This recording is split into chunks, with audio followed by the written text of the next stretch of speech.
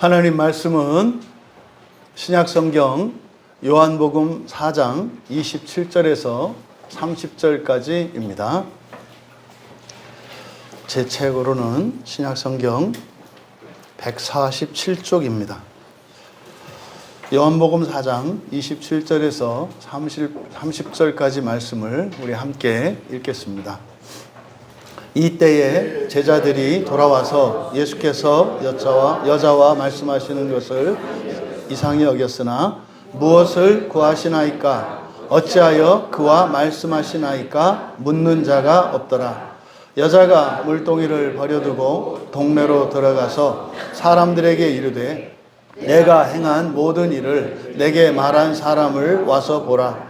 이는 그리스도가 아니냐 하니 그들이 동네에서 나와 예수께로 오더라. 아멘. 잠시 기도합니다.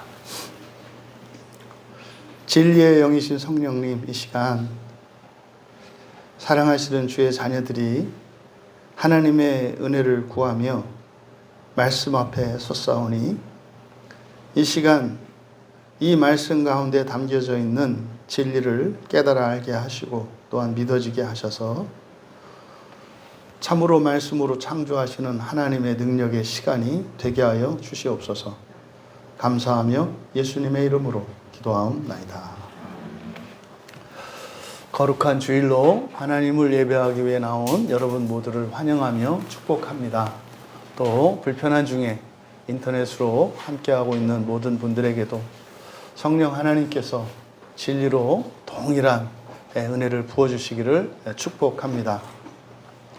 보라, 그는 그리스도이시다 라는 제목으로 말씀의 은혜를 나누고자 합니다. 우리가 지금 사마리아의 수가성이라 하는 곳에 사는 한 여인이 어떻게 참된 신앙으로 회복되어지는 것인지, 그래서 그의 삶의 필요로부터 이제 본질적인 이런 관심과 필요에 대해서 주님께 고백함으로 결국에는 그 여인의 신앙이 바뀌고 그의 인생관이 바뀌어 가는 것을 보고 있습니다. 이것은 단지 과거의 역사적 사건을 진술하는 것이 아니라 사실은 이것은 우리 모두의 이야기인 것이고, 어떤 사람들은 현재적으로 이런 일들을 경험하는 분들이 있을 것이고, 아니면 여러분 주변에서 다른 이들에게서 그런 일이 일어나는 것을 목격하고 있을 것입니다. 바라기는 우리가 이 말씀을 함께 읽어가고 말씀을 배울 때에 이 말씀에 나타난 성령의 역사가 우리 모두에게 현재적으로 나타날 수 있기를 축복합니다.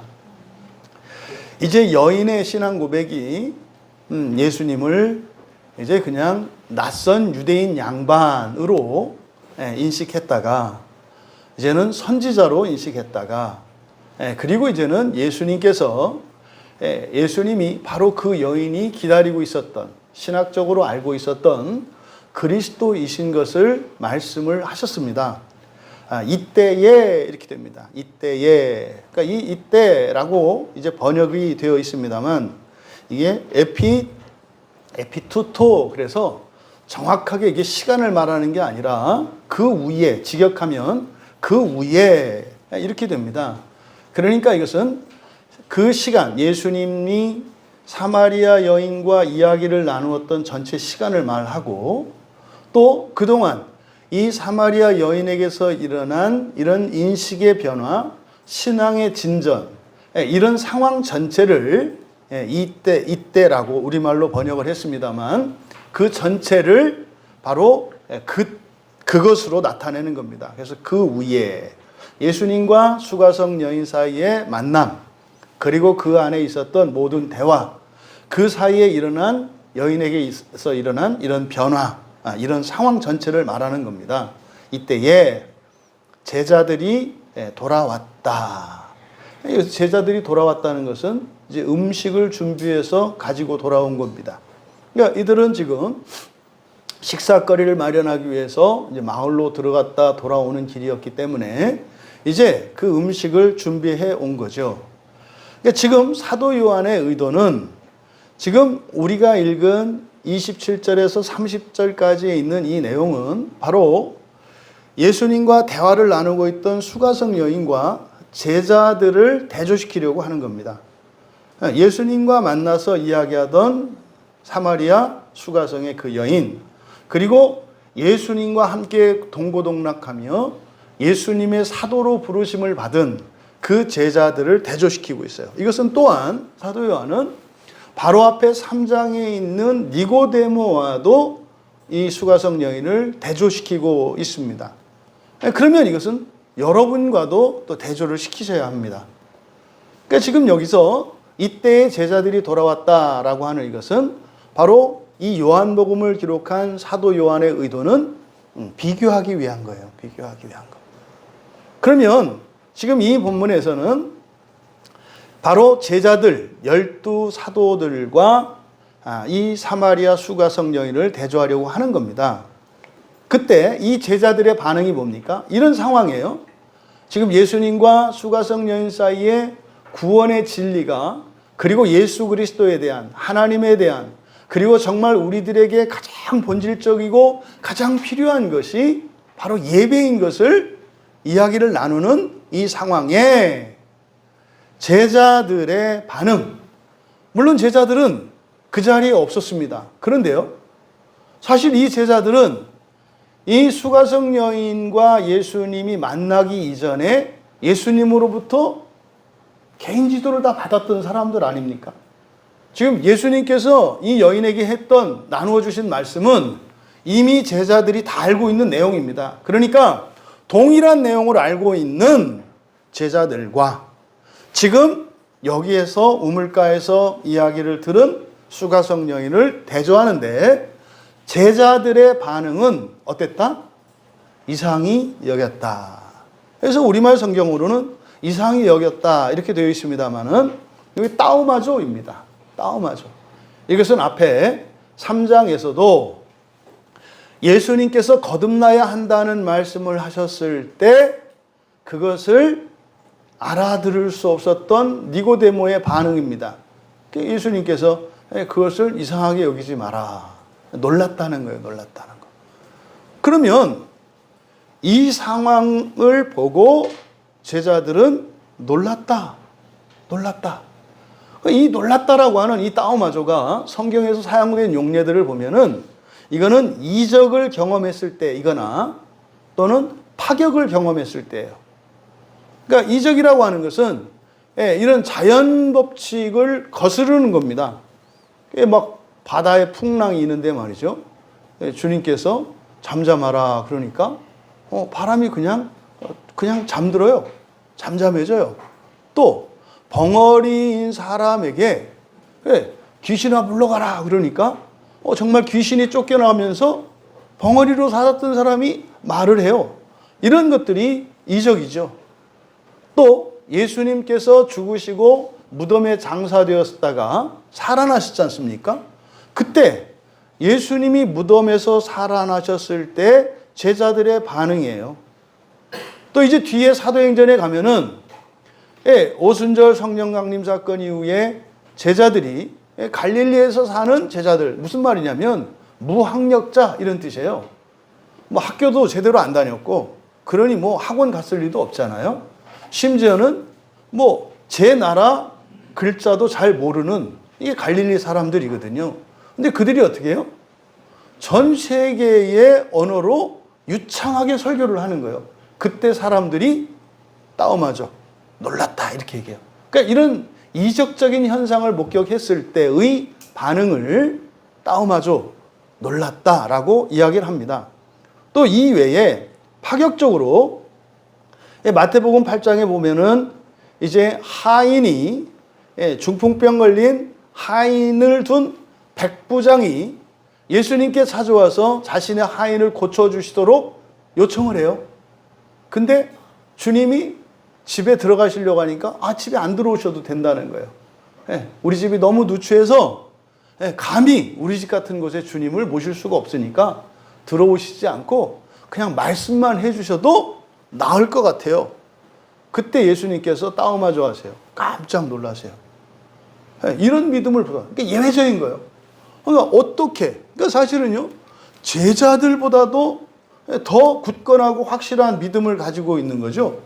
예, 이것은 아주 예외적인, 파격적인 그런 상황입니다. 또 십자가에 달리신 예수님이 돌아가셨다는 이야기를 들어요. 그래서 아리마대 요셉이 와가지고 그 시신을 달라고. 근데 말입니다, 십자가에 매달려서 그렇게 금방 죽는 법이 없어요. 십자가형이 끔찍하고 무서운 것 중에 하나가 십자가 달리는 사람 입장에서는 안 죽는 거예요. 보통은 3일에서 일주일이 가야 숨이 끊어진다고 합니다. 그러니까요, 그 매달려서 완전히 사람의 진기가 빠져나가서 그 다음에 숨을 거두는 거거든요. 십자가형이라는 게. 이제 발목뼈의 정강이 뼈를 부러뜨리고 옆구리를 찌르는 행동은 죽고 난 뒤에 마지막으로 확인하는 과정이에요. 근데 예수님이 십자가에 달린 지 몇 시간 되지도 않았는데 돌아가셨대요. 그러니까 이런 일은 굉장히 예외적인 일이에요. 그래서 예수님이 당일에 그렇게 돌아가셨다는 이야기를 듣고 빌라도가 놀라요. 이게 마가복음 15장에 나와 있는 내용이에요. 그러니까 그 또한, 이것은 굉장히 예외적인 사건, 이런 거죠. 또 누가복음 11장에 보면은 바리새인의 집으로 예수님이 초대받거든요. 그런데 집으로 초대받았는데 식사를 하시는데 손을 안 씻어요. 기본이 안 된 거죠, 기본이. 유대인들에게 있어서 식사하기 전에 손을 씻지 않는 것은 말도 안 되는 일이에요. 유대인들은 이 정결의식이 어려서부터 몸에 배기 때문에 그렇게 손을 씻지 않고 음식을 먹게 되면 먹는 음식으로 인해서 자기가 부정해진다고 생각해요. 여러분, 부정해진다는 것은 우리 그리스도인들의 개념으로는 구원받지 못하는 거예요. 그들에게 있어서는. 그러니까요, 손을 안 씻으면 안 되나? 이런 생각 자체를 하지 않아요. 왜요? 손을 안 씻으면 구원을 못 받는데 이거를 계속 씻어야 돼? 왜 이걸 씻어요? 이런 걸 왜 만들어 놔가지고 내가 밥 먹을 때마다 이런 생각을 안 해요. 그거는 자기가 구원의 길을 갈 건지 구원의 길을 떠날 건지를 결정할 일이지 왜 정해놓은 걸 가지고 이게 맞니 틀리느냐 하느냐 이 말이에요. 근데요, 그리스도라고 하는 예수님이 오셔서 더더군다나 바리새인 집에 오셔서 흠잡힐 일을 하시잖아요. 손을 씻지 않고 음식을 드셔요. 그때도 이게 놀라운 일이죠. 이게 다 예외적이고 파격적인 상식을 벗어나는 행동이나 사건들에도 이 따오마조라고 하는 말을 씁니다. 그러니까요, 사마리아 여인과 예수님이 대화를 나누는 상황이 제자들에게는 얼마나 충격적으로 받아들였는지를 표현하는 거예요. 그런데 예수님의 제자들은 사마리아 여인과 이야기하는 것만 보고 그것을 놀랐겠지만 사도 요한은 거기에 영적인 의미를 부여하는 거예요. 그래서 이때라고 하는 말을 쓴 거예요. 그러니까 지금 여인에게서 일어난 이런 신앙의 진전, 영적인 변화, 이것에 반해서 제자들은 뭐 했다는 거예요? 놀랐다는 거예요. 놀랐다는 거. 여러분이 기억하셔야 합니다. 여러분이 설교를 들어요. 여러분이 성경을 봐요. 근데요, 알아들을만 할까요? 이렇게 끄덕여질까요? 네. 분명히 상식적으로 여러분들의 이성으로 받아들여질 수 있는 내용들이 있겠죠. 근데요, 100% 다 알아들을 만해. 그 얘기는 진리가 없다는 얘기예요. 여러분, 진리는요, 이렇게 파격적인 거예요. 그래서 말입니다, 억하는 거고요, 꺼려지는 거고요, 이게 두려워지는 거예요. 그래서요, 진리가 가지고 있는 이 배타성이라고 하는 것이 사람들의 마음속에는 진리를 꺼려하는 이런 일들이 있어요. 우리 교회가 지금 9년차를 가고 있잖아요. 교회를 시작을 해서 우리가 함께 모여서 이 광야교회를 세워왔어요. 이제 8년 넘게 이제 9년차로 가서 이제 10월 마지막 주일이 되면은, 10월 31일이 되면 만 9년차가 되는데, 이때 지금까지 이 9년차에 우리 교회 안에서 함께 신앙생활하고 은혜 받았던 거의 모든 지체들에게 공통적으로 경험되는 게 있어요. 이게 뭐냐면요, 배척을 받아요. 이상하게 배척을 받아요. 그러니까 여러 가지 이유로 인해서 배척을 받아요. 그런데 우리 교회 교인들이 가정에서나 사회적으로나 또 신앙적으로 해를 끼친 적은 한 번도 없어요. 오히려 더 섬겼고, 오히려 더 사랑했고, 오히려 더 낮은 자리에 서요. 그런데 이렇게 핍박받고 배척받는 일들이 일어나요. 신기할 정도로. 그러니까 그거를 제일 먼저 겪은 게 이제 저 자신이죠. 저부터. 그러니까 이제 한편으로는 저 지체가 은혜를 받고 있는 게 맞구나 를 이렇게 확인할 수 있는 거예요. 그런 일이 일어나니까, 꼭 그런 일이 일어나니까. 그러니까요, 공통의 경험이에요. 공통의 경험. 신기할 정도로. 그러니까 이런 얘기를 저 신천지나 이상한 그 사이비들이 원래 예수님도 이렇게 박해받고, 그러니까 우리더러 이상하다고 얘기하는 거 우리가 진리 편에 섰기 때문에 그래. 그 맨날 거짓말하고 그러니까 뭐라고 하는 거지. 거기 다닌다고 뭐라고 하는 게 아니잖아요. 가족들을 무슨 막이니 뭐니 이런 얘기를 하니까 잘못된 생각 때문에 그걸 잘못됐다고 하는 거지 멀리 하는 게 아니잖아요. 근데요, 우리 교인들은 그런 적 없어요. 그런 적 없어요. 우리가 우월감을 가지거나 다른 교회들을 헐뜯거나 험담하거나 그런 적 없어요. 오히려 더 배우려고 했고, 혹시 잘못된 게 있으면 가르쳐 달라고 하거든요. 근데요, 밀어내요.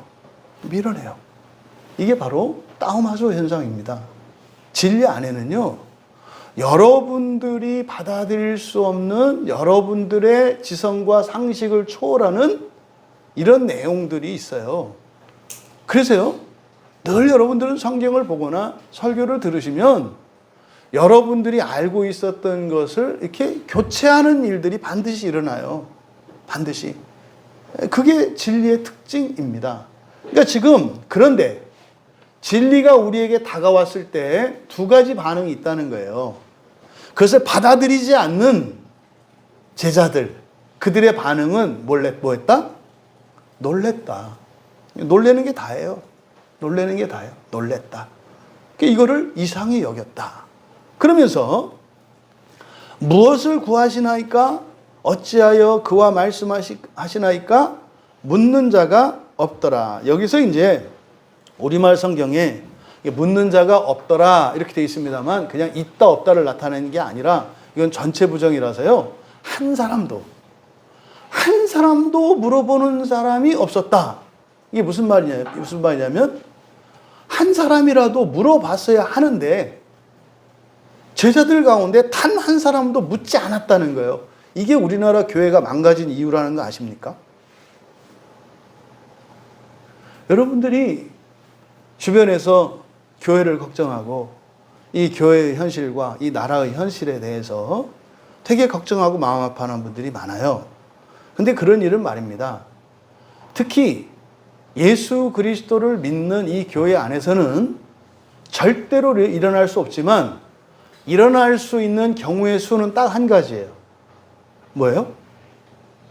잘못된 것에 대해서 말하는 자가 한 사람도 없을 때 잘못됩니다. 그러니까요, 교회가 잘못되기는 굉장히 어려운 거예요. 근데요, 교회가 막 세속화되어지고 부패하고 하는 일은 이런 결과가 일어났지만 원인은 뭐라는 거예요? 그 가운데에서 말하는 자가 아무도 없었더라. 여러분, 이게 어제 오늘의 일이 아니라 지금 이 자리에 그 일이 일어났다는 거예요. 예수님의 사도들 가운데 어느 한 사람도 그것에 대해서 물어봐야 했지만 물었어야 했는데 묻지 않았다는 거예요. 다만 뭐 했어요? 그냥 놀랐다고요. 놀랐다고요. 그러니까 놀라는 자리는요, 거기가 빨간 신호등이 들어와서 정지된 자리를 말해요. 놀랐으면 나가야 하는데 거기서 멈춰 선 것을 말해요. 지금 사도 요한이 바로 이 부분을 우리에게 보도하는 겁니다. 그러니까요, 사도 요한은 제자들의 속마음을 드러낸 거예요. 무엇을 구하시나이까? 어찌하여 그 여인과 말씀하십니까? 이게 제자들의 속마음이에요. 그런데 말은 하지 않았다. 이번 주에 여러분 마음기경 본문은 이 본문이에요. 이 본문을 가지고 여러분들이 이번 주에는 마음기경을 하세요. 이 제자들 안에 어떤 생각들이 일어났고 이때 일어났는지 여러분들이 마음기경해 보시면 돼요. 여러분, 그러면 제자들은 분명히 이런저런 생각들을 했을 거예요. 근데 요한은 지금 이 두 가지 질문이 그들에게 공통적으로 있었지만 말하지 않았다. 이거는 지금 사실 요한복음을 기록하고 있는 사도 요한도 예외는 아닙니다. 요한도 그때는 물어보고 싶었지만 묻지 않았던 거예요. 그때 이런 생각이 들었던 거예요. 그러면요, 무엇을 구하시나이까? 여기서 구하다라는 말에 제테오라는 말을 썼거든요. 제테오는 아주 열렬히 구하는 거예요. 제테오는 뭐냐면 우리 이제 어린 자녀들이 부모님이 하지 말라고 해도 끝까지 그의 하고야 마는 거. 이런 게 제테오예요, 제테오. 그러니까 이거 사 먹지 말라고 했는데, 그러니까 어떻게 해요? 엄마 아빠 없을 때만 기다렸다가 꼭 사 먹는 거. 이게 제테오예요, 찾는 게. 내가 저것을 꼭 먹어보고야 말리라. 이게 제테오입니다. 그러니까요, 무엇을 구하시나이까? 여러분, 제자들이 지금 예수님에게 이런 질문을 하고 했다고 했을 때, 지금 말하지 않았지만 그들의 의도는 뭐겠어요? 예수님, 뭐가 그렇게 간절하셨어요? 얼마나 간절했길래 오죽하셨으면 그 사마리아 여인한테 그렇게 얘기하셨어요? 이런 거예요. 어떻게 그런 사람하고 이야기를 해요? 이게 무엇을 구하시나이까라고 하는 말 속에 들어있는 제자들의 저의죠. 여기는요, 사마리아 여인을 부정한 여인으로 못 받고 있는 자기의 잘못된 기준, 또 예수님이 그런 부정한 여인인 줄 알면서도 자신의 어떤 욕망을 위해서, 자신의 필요를 위해서 마치 그 여인에게 뭔가를 부탁하고 있었을 거라고 제자들이 생각한 거죠. 또 어찌하여 그 여인과 함께 말씀하시냐니까. 여기서 어찌하여 이때는 이거는 자신들과 대조되는 거죠. 왜요? 지금 예수님의 상황은 제자들이 알기로는 시장하세요. 지쳐 있어요. 목말라요. 그러세요. 빨리 예수님 배고픈 줄 알고, 예수님 목마른 줄 알고, 그래서 쉬지 않고 걷지 않고 뛰어서 마을에 가서 죽을 힘을 다해서 최선을 다해서 먹을 것과 마실 것을 가지고 왔단 말이에요. 제자들이 섬기고 있단 말이에요. 그런데 어찌하여? 이런 거죠. 아니, 예수님이 제자가 없어요. 아니면 제자 중에 섬기는 자가 없어요. 아니면 예수님의 필요를 아는 제자가 없어요? 다 있잖아요. 제자도 12이나 있고, 주님 목마른 거 알고 배고픈 거 알아서, 또 우리는 배 안 고픈가? 우리는 목마르지 않은가? 우리는 지치지 않은가? 그런데도 불구하고 주님을 위해서 죽을 힘을 다해서 마을에 가가지고 먹을 것과 마실 걸 사오는 이렇게 훌륭한 제자들이 있는 당신이 어찌하여 그 여인에게, 어찌하여 그 여인과 함께 우리는 뭐요? 이런 거지. 아니, 죽으라고 가서 지금 들고 오는 우리는 뭐요? 어떻게 주님은 주님 생각만 해요? 그런 거잖아요. 집사님도 생각해봐요. 여러분 남편이, 또 여러분의 아들이나 딸이, 또는 여러분의 부모님이 막 와. 근데 딱 생각하니까 되게 지치고 피곤할 것 같아. 그래가지고 어떻게 해요? 특별히 마음을 써서 막 음식을 준비했단 말이에요. 그게 알잖아요. 내가 준비, 그럼 내가 지금 이거 해놓을 테니까 빨리 오세요. 딱 전화를 했어요. 근데 안 오는 거예요. 이상하다. 왜 안 하지? 오고도 남을 시간인데 왜지? 아니 근데 옆집에서 막 하하하 헛소리 들리는 거예요. 그러니까 오다가 옆집에 들러가지고 거기서 라면 끓여가지고 라면 먹고 있는 거예요. 그때 뭐라는 거예요? 어찌하여? 이거 여러분 섭섭하지 않겠어요? 죽으라고 이걸 들고 왔는데 딴 사람도 아니고 그 사마리아 여자에게 평소에는 왕래도 않던 옆집에 들어가가지고 그거 배고프다고 딴 것도 아니고 짬뽕도 아니고 라면 그걸 먹고 있어? 이게 어찌하여? 이거 예수 우리 올 때까지 좀 참을 수 없었어요? 우리가 음식도 못 구해올 것 같았어요? 이런 저희가 제자들의 어찌하여 라고 하는 이 말 속에 있을 수 있다는 거죠. 근데요, 차마 이것을 말로 뱉지는 못했다는 거예요. 여러분, 지금 제자들이 가지고 있는 기준과 자기 법이 있어요. 이게 절대시하고 있잖아요. 자신들의 생각. 그러니까 사실은 제자들이 예수님의 행동을 판단하고 있어요. 예수님이 하는 행동을 판단하고 있다고요. 이게 지금 의문스럽죠. 도대체 어떻게 예수님이 저럴 수가 있어? 라고 판단하고 있어요. 이게 정죄하는 거예요. 이게 판단이에요. 그러니까 자녀된 여러분, 제가 하여튼 우리 교회 자녀들은 어떤 면에서는 다른 애들이 보면 불쌍하다고 할지도 몰라. 왜? 부모님한테 효도 안 하면 지옥 간다 그러고 말 대답하면 지옥 간다 그러고 네 하지 않으면 그 무조건 지옥이라고.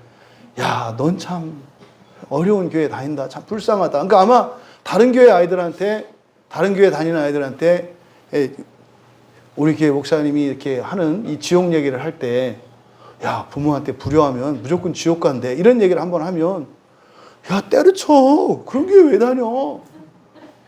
우리 교회는 괜찮다고 그랬어. 우리 교회 좋은 교회. 좋지. 지옥에 가서 좋아봐. 근데 거짓말이 아니거든요. 민주야, 이런 얘기하면 마음이 편하니? 그치. 부당하다고 생각 들지. 그거 봐요. 정답을 알려주는데 부당하대. 이게 뭔 말이야? 정답을 알려주는데 부당하대. 그러니까 이게 답이 아니라 뭐라는 거예요? 답을 바꾸고 싶은 거죠.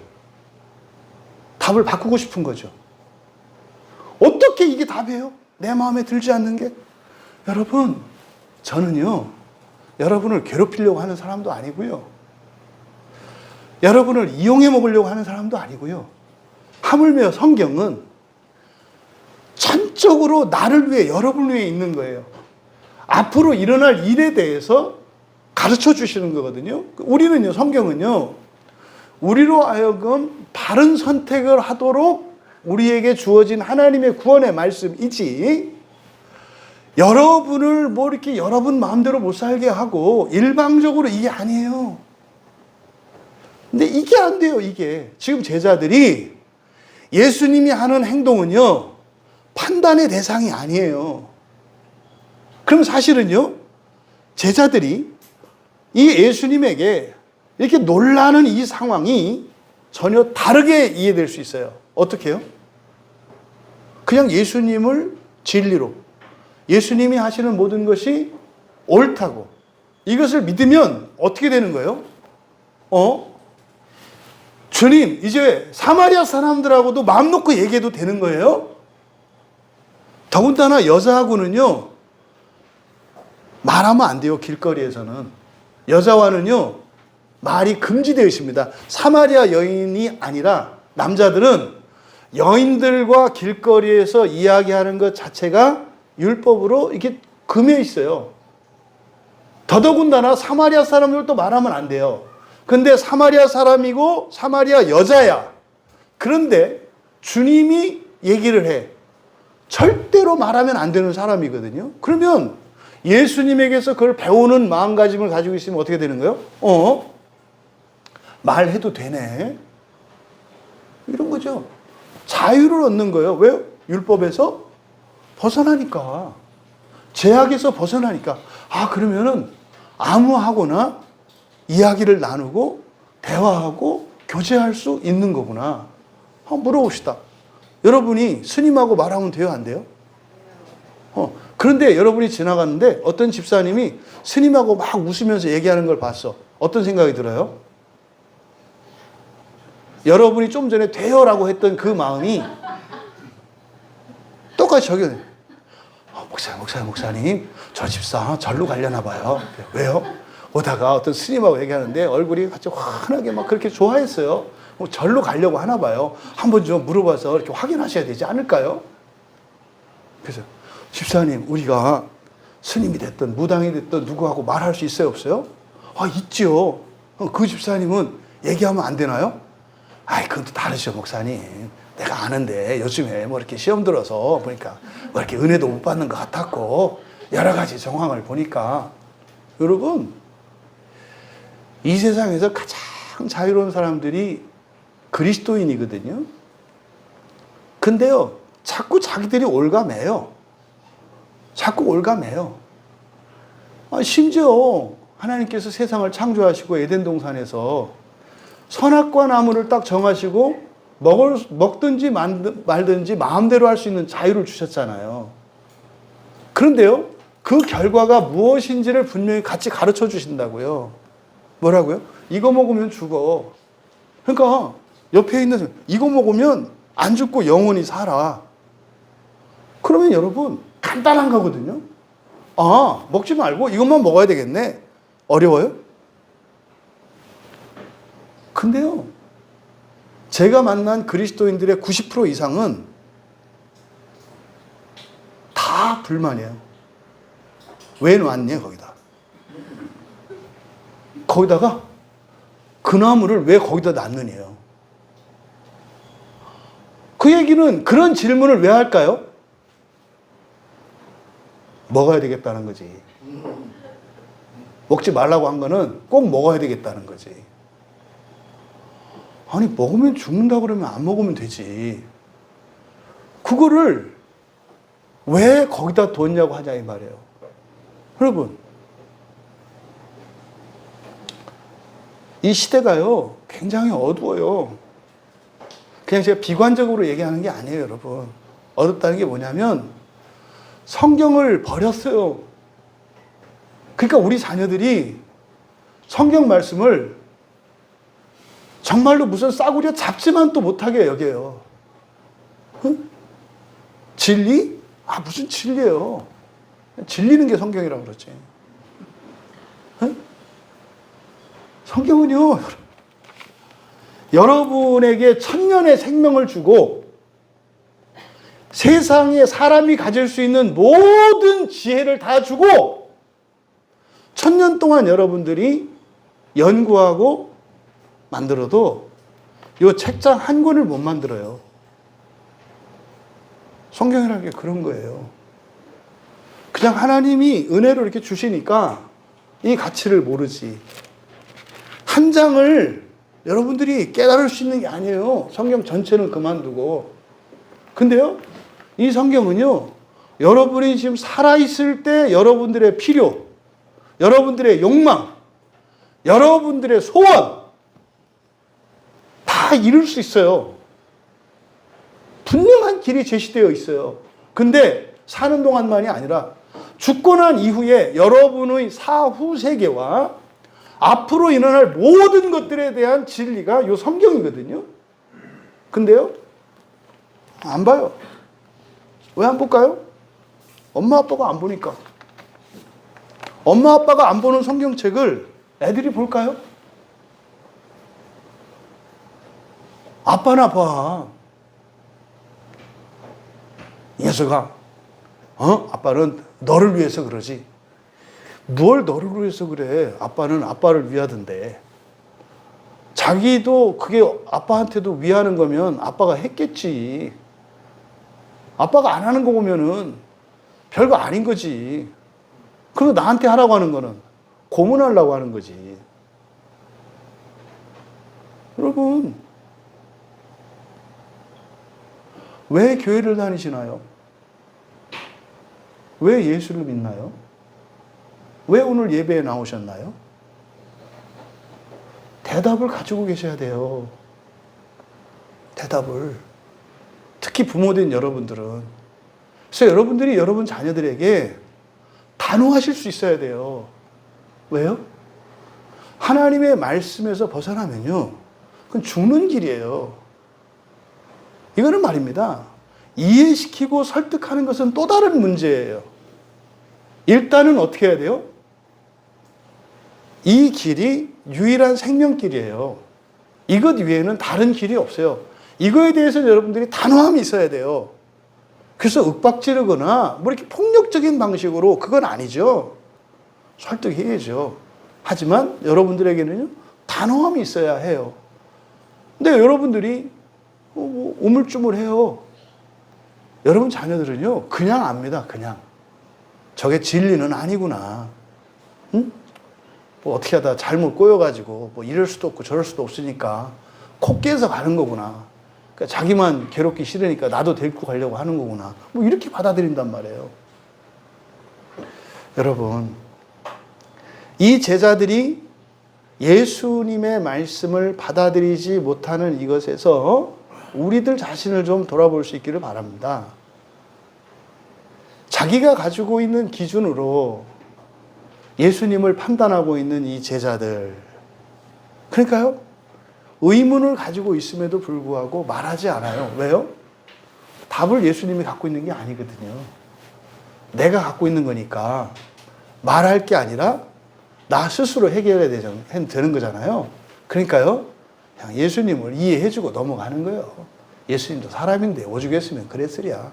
또 에덴 동산에 선악의 지식의 나무를 이렇게 두었을 때 뭐 하나님 입장에서는 또 뭐 오죽했으면 그랬으랴, 이렇게 이해하는 거죠. 제가요, 진짜로 그 목사로서 이렇게 제가 살다가 가장 충격적인 사건으로 기억되는 것 중에 하나가 그 에덴 동산의 선악과 나무였어요. 네. 그 새가족 공부를 제가 이렇게 담당을 해서 했었는데, 새가족들을 오셨을 때 그분들이 뭐 이렇게 예수 처음 믿는 분들이냐면 대부분 다 다른 교회에서 뭐 이렇게 중직도 이렇게 맡고 했던 사람들이에요. 장로도 있고 권사도 있고 집사도 있고 다 이랬던 사람들이거든요. 근데 저는 한 번도 그거에 대해서 저는 의문을 가진 적이 없었거든요. 에덴 동산에 선악과 나무가 있는 것이 그것 때문에 아담과 하와가 범죄했다고 생각할 줄은 꿈에도 몰랐어요. 저는 진짜로. 하나님이 거기다 그걸 놨기 때문에 범죄했다. 그러니까요, 이게 없었더라면 죄를 짓지 않을 수 있었는데 하나님이 거기다 그걸 두는 바람에 사람이 죄를 졌다. 그러세요? 주범이 하나님이더라고요. 근데요, 착하니까 참고 사는 거야. 교회 안에 있는 사람들이요, 그러니까요, 왜 교인들이 그랬는지 알겠더라고요. 그러니까 이렇고서는 목사가 설교하면요, 듣는 게 아니라 봐주고 있어요. 봐주고 있다고, 이렇게 들어주고 있어, 들어주고. 에휴, 먹고 살기 힘들다. 너 오죽하면 그렇게 그냥 한 번 얘기할 거 두 번 얘기하고 세 번 얘기, 한 얘기 또 하고 한 얘기 또 하고. 다른 사람들은 뭐 1시간만 해도 힘들겠더만 너는 어떻게 한 2시간씩 또 하고 막 그러냐. 이게 봐주고 있는 거예요. 하나님을 봐주고 있더라고요. 제가 한국 기독교인들의 그 근본적인 문제의 원인이 에덴 동산의 선악과 나무라는 걸 그때 알게 됐어요. 이게 처음에 어느 한 분이 그래서 깜짝 놀라가지고 다른 분들한테 다 확인했더니 사실은요 해서 다 하나님을 양해하고 있더라고. 하지만 잘못이다 이거야. 왜 거기다 그 위험한 걸 거기다 둬가지고 동산 중앙에, 게다가 꼭 먹으러 와야 되는 생명나무, 성격도 고약하지 않아요? 좀 한쪽으로 좀 치워놓든지 중앙에다 놓은 것은 무엇이며 또 그 생명나무 열매를 먹기 위해서 꼭 와야 되는 그 자리에다가 지뢰를 놓은 거예요, 말하자면. 그러니까 피해 가야지. 지 잘못이긴 하지. 그 지뢰 있다고 얘기했으니까 피해 가는 게 맞긴 맞는데 왜 놨대? 이런 거예요. 마치 기어다니는 아기가 있는데 펄펄 끓는 물을 거실 한가운데, 더군다나 아기 놀이기구를 가는데 앞에 놓은 것과 같이 생각을 한 거예요. 그러니까요, 하나님이 우리의 범죄에 책임이 있다고 노골적으로 말할 수는 없지만 없다고 말할 수도 없다. 이게 그리스도인들이 가지고 있는 심리고요. 이게 제자들이 가지고 있는 심리고, 어쩌면 여러분 중에 누군가가 하나님의 말씀에 대해서 토를 달고 따지는 사람들이 가지고 있는 심리예요. 그러니 예수님께 업혀서 가는 것도 힘든데 예수님을 업고 다니시느라고 얼마나 애쓰고 수고하시는지. 응? 하나님 구원하시려고, 기독교 구원해 주려고, 응? 교회도 업어야지, 예수님도 업어야지. 또 예수님만 업으려 했더니 또 삼위일신이라네. 또 성부도 없고 성령도 없고 성자도 업어야 된다네. 그때 또 그냥 우리 교회만 업으려 했더니 또 교회는 또 하나라네. 그래서 온 교회를 다 업어야 된다네. 그랬더니 그게 아니라 시간과 이걸 초월해서 이거는 또 우리의 가문과 뭐, 그러면 옛날 과거 미래 할 거 다 업어야 된다네. 이게요, 우리들 이 시대의 기독교인들의 신앙의 실존이에요. 이게 지금 제자들의 상태예요. 우리는 무조건 물어봐야 하고요, 알려달라고 해야 되고요, 따라서 할 일이에요. 무조건. 아니, 회사에 들어온 1년도 안 된 신입 직원이 이렇게 해서는 이 회사의 미래가 없고, 이거는 저렇게 개선해야 되고, 저거는 뭐가 문제고. 여러분, 이게 타당한 얘기입니까? 그 부장님이 옛날에 신입사원이었다는 거 모르나? 부장은 갑자기 부장되나? 여러분, 자녀들이 부모님들을 보면 답답해 할 때가 있거든요. 왜요? 내 기준으로 보면 그게 이해가 안 되는 거죠.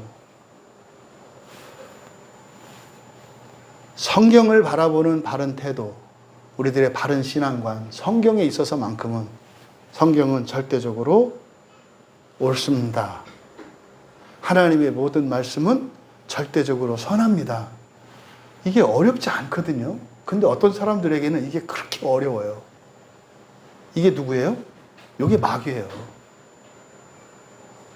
마귀가 사람을 시험하는 이유가요, 하나님의 말씀을 믿을 수가 없어요. 왜요? 이해가 안 돼요. 어떻게 흙으로 지어서 그냥 손으로 쥐면 부서져 버리는 하찮은 미물에 불과하는 것 같은 인간이 전능에 가까운 나를 어떻게 다스려요? 사람이 천사를 다스린다고요, 하나님? 에이, 해도 너무 하시네요. 이해가 안 되는 거예요. 놀래를 놓자죠. 하나님의 발상이 참 기발하셔요. 창의력은 있으신데 안 되는 거죠. 이게 마귀의 생각이에요. 그래서 이성주의자가 마귀예요. 마귀는 이성의 신이에요. 이성의 신. 과학의 신이고요, 이성의 신이에요. 여러분 아십니까? 요즘 젊은이들이 하도 결혼 안 하고 아이를 안 낳으니까 어떤 대비를 하고 있는지. 지금 인공자궁이 거의 만들어져 있거든요. 인큐베이터처럼. 그래서요, 한 번에 3만 명을 동시에 배양할 수 있는 인공자궁이 지금 실제로 만들어져 있어요, 여러분. 실제로. 이미 과학적으로 지금 그러잖아요. 수정란을 그 인큐베이터에 넣어가지고요. 그러니까 지금 그쪽 방향으로 몰아가요. 문화나 정책이나 이런 모든 정신들이 그쪽으로 몰아가요. 그래서 보세요. 가면 갈수록 결혼하지 않도록 조장할 거예요. 결혼하더라도 아이 낳지 않는 쪽으로 우리의 정신을, 또 사회 제도를, 법과 문화를 그런 식으로 만들어 갈 거예요. 이게 세상의 법이에요. 그리고 나서 어떻게 돼요? 사람은 있어야 되니까 기계가 이제 모든 게 만들어내는. 그게 사람일까? 심각한 사람에 대한 이런 질문이 이제 드는 거죠. 하나님의 말씀은 절대적인 진리라는 거. 하나님은 절대적으로 선하시다는 거. 그냥 성경에서요, 하라고 하는 대로 하면 좋아요. 하지 말라는 거 하면요, 굉장히 여러분 힘들어지실 거예요. 생각보다 훨씬 더. 그러면은요, 답지거든요, 답지. 답에 대해서 질문을 또는 의문을 품지 마세요. 이게 왜 답이냐고요? 답이 마음에 안 들어. 왜 3이니? 답을 한 4로 좀 했으면 좋겠대. 왜? 아니, 난 3을 싫어하거든. 난 4가 좋거든. 이유도 없어요. 다른 대책이나 있나? 없어요. 그건 뭐예요? 그냥 싫어. 그냥 싫어. 하나님 말씀대로 살았을 때 당신에게 어떤 피해가 생기거나 위험이 있나? 없어요. 그럼 당신이 원하는 대로 하면 확실히 당신에게 좋은가? 그건 아니에요. 그러면 하나님 말씀대로 해야지. 근데요, 하기 싫어. 여러분, 주님은 여러분들을 자유롭게 원하시고, 여러분이 존귀하게 되기 원하시고, 여러분이 행복하기를 원하세요. 그래서 우리에게 구원의 길을 제시해 주시는 거예요. 다른 목적 하나도 없어요, 여러분. 그냥 100% 여러분을 위한 거예요. 예수님이 하시는 모든 말씀과 행동과 이런 일들은 다 제자들을 위한 거예요. 판단의 대상이 아니라 배워야 할 것들이에요. 우리도 저렇게 해야 되겠구나. 나중에 마지막에 예수님께서 제자들한테 그러잖아요. 뭐 하라고? 사마리아로 가라고. 그랬을 때 그때 제자들은 깨닫죠. 그때 예수님이 그때 사마리아 가서 수가성 여인한테 했던 게 그냥 예수님이 무슨 우연히 했던 것이 아니라 우리에게 본보기로 보여주신 것이었구나. 그걸 나중에 깨닫게 되죠. 단 한 사람도 묻는 자가 없었다. 근데 여러분, 지금 이 제자들과 달리 사마리아의 여인의 반응은 분명해요. 달라요. 보세요. 27절은 제자들의 반응이었잖아요.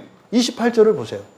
여자가 물동이를 버려두고 동네로 들어가서 사람들에게 이르되. 이때에 일어난 전혀 다른 반응이에요. 이때의 제자들은 놀랐고요. 속으로 의문을 품었고요. 예수님을 판단했어요.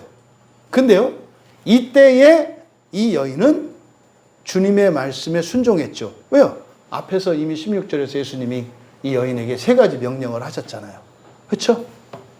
여기 야곱의 우물에서 떠나라, 가서 불러라, 그리고 이리로 오라라고 하는 3가지 명령을 하셨잖아요. 그러니까요, 그 명령에 순종을 하잖아요. 그러니까요, 바로 요 앞에 있었던 사건은 사실상 본문에 연결 지으면 예배가 무엇인지 예수님이 가르쳐 주셨죠. 예배가 뭔지. 예배가 뭐라고요? 아버지께 자녀들이 인사하는 거예요. 자녀들이 아버지께 인사하러 가는 게 예배라고요. 복 받고 은혜 받고 이거는 부수적인 일이고, 자식이 부모님께 인사하러 가는 게 예배라고요. 이게 우리나라의 옛날 문화로 그 대가족 문화에서 모든 가족들이 대가족 제도 하에서는 모든 가족이 맨 처음 일어나면 하는 일이 있어요. 뭘까요? 아버지에게 어머니에게 인사하는 일이에요.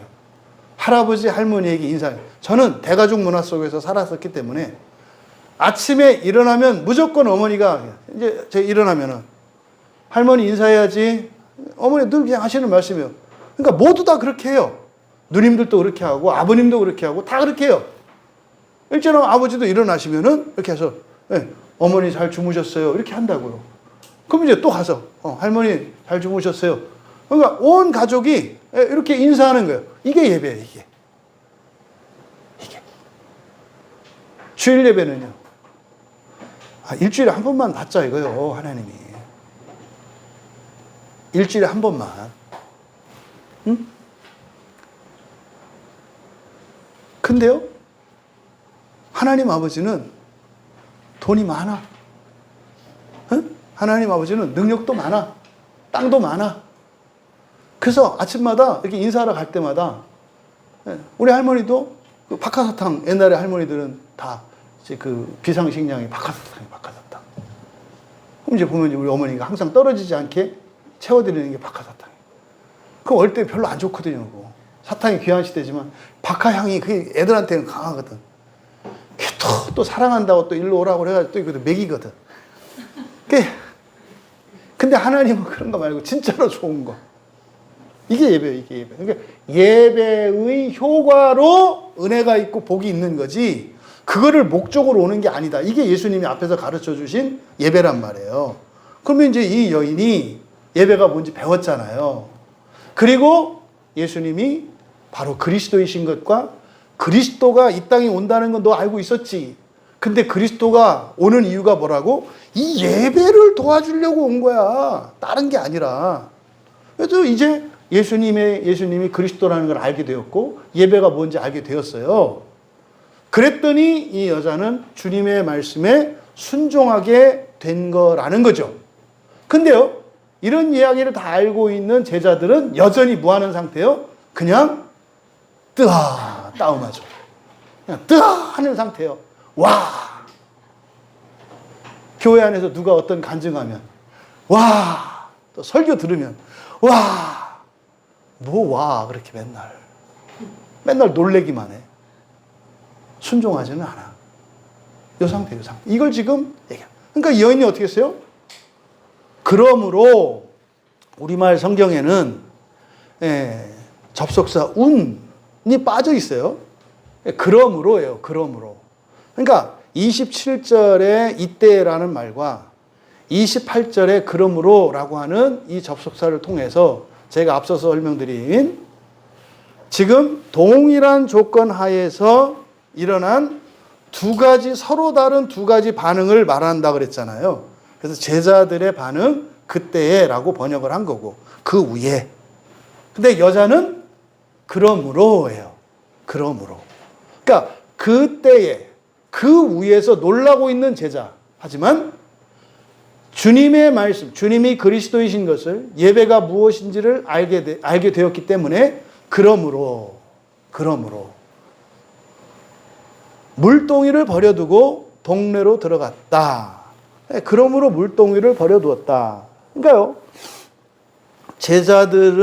제자들과 상반되는 여인의 모습인데, 이때 물동이는 뭐겠어요? 여인의 힘이고요. 여인이 가지고 있는 자산이고요.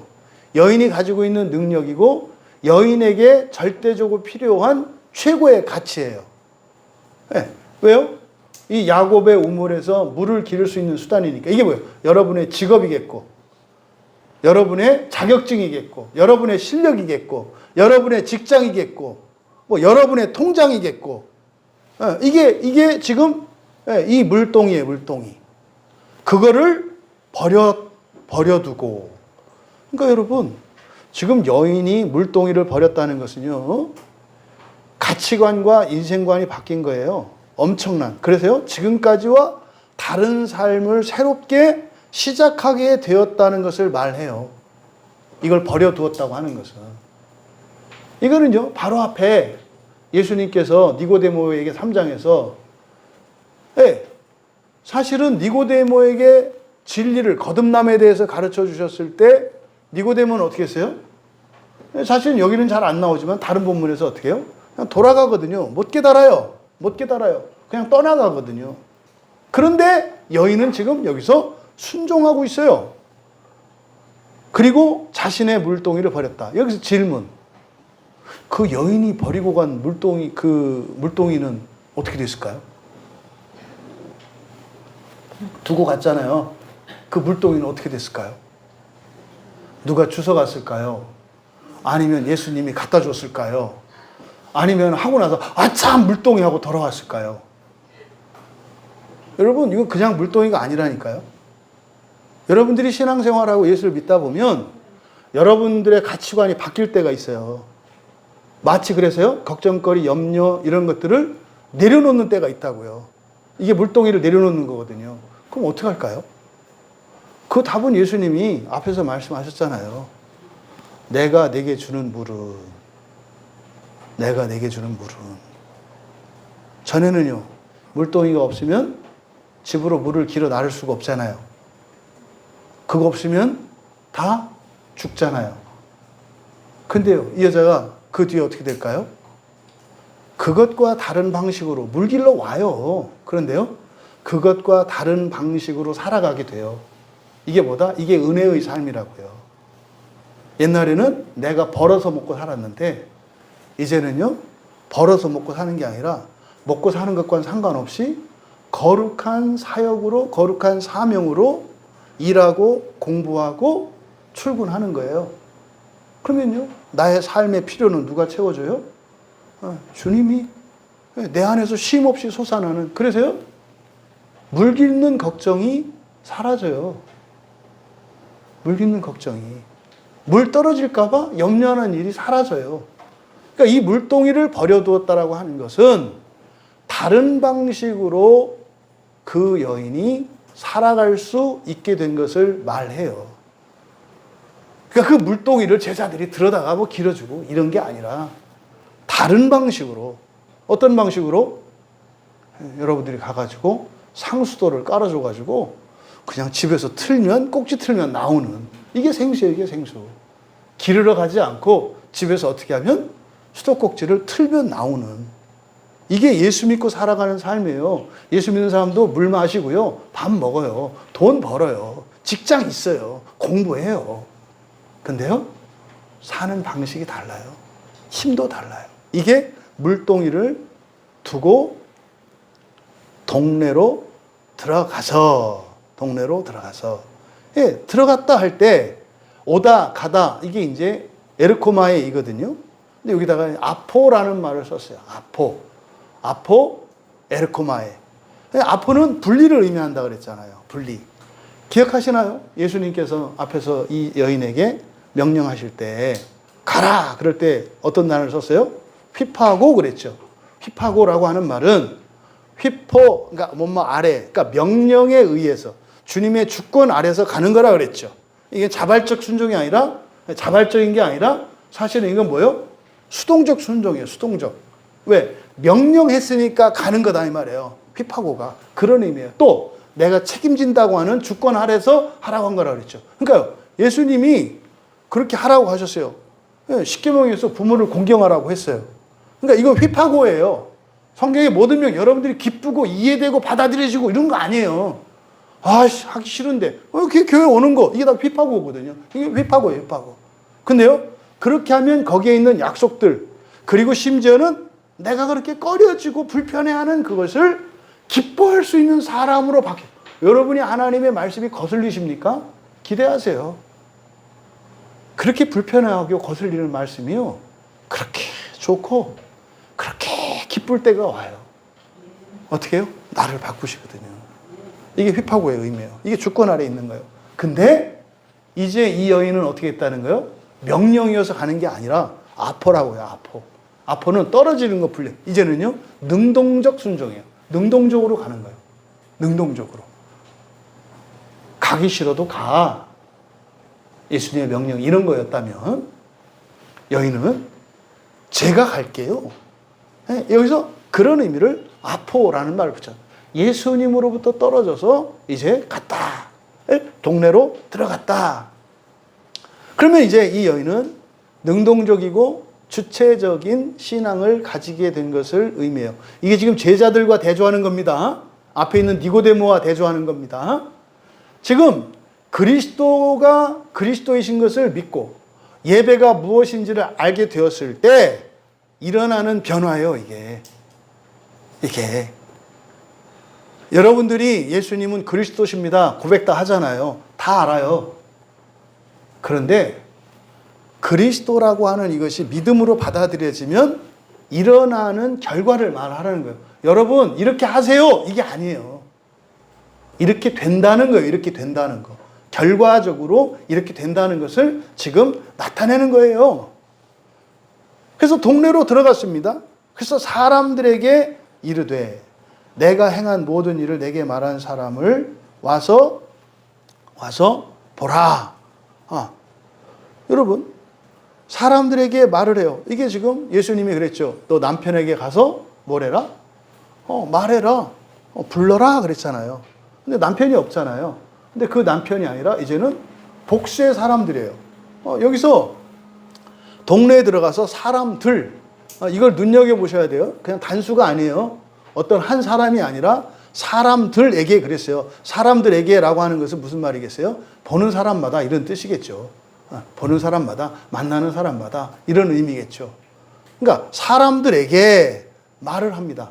그러니까 예수님께서 가라고 하셨고 부르라고 하셨잖아요. 그대로 부르고 있잖아요. 근데 이 부르다라고 하는 말은 두 가지라고 그랬잖아요. 그렇죠? 의미를 전달하는 것과 그들을 콜링하는 두 가지 의미가 있다고 그랬잖아요.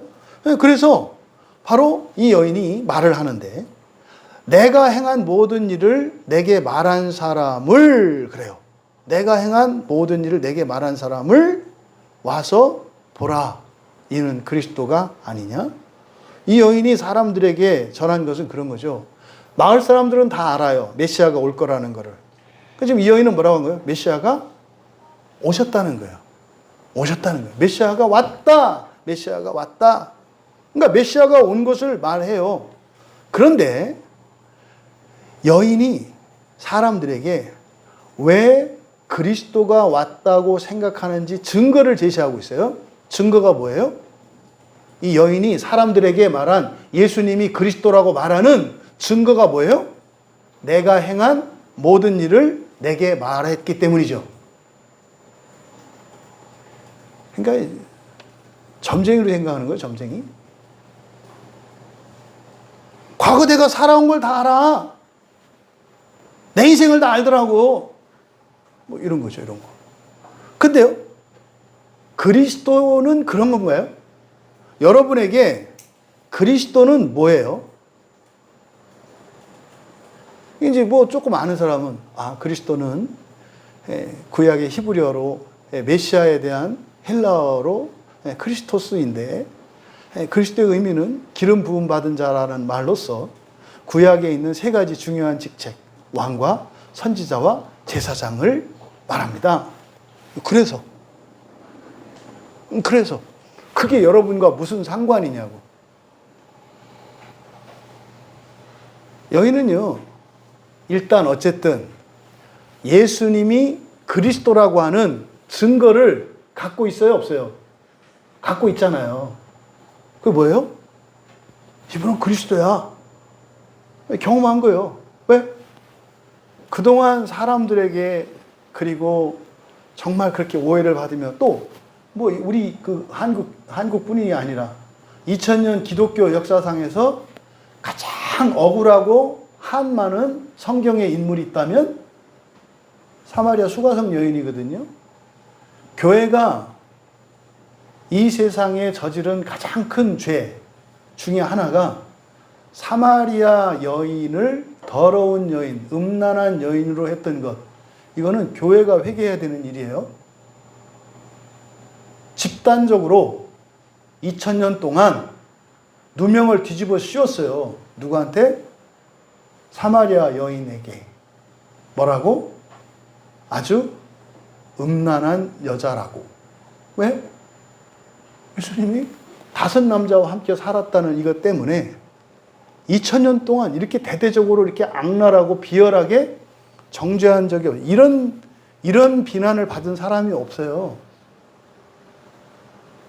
여러분, 성경에 음란하고 사실은요, 그랬던 여자는 예수님에게 옥합 향유를 깨트려서 기름 부었던 마리아예요. 그 여자는 창녀였어요. 그런데 성경 본문을 보면 이 수가성 여인은 굉장히 경건한 여인이고요.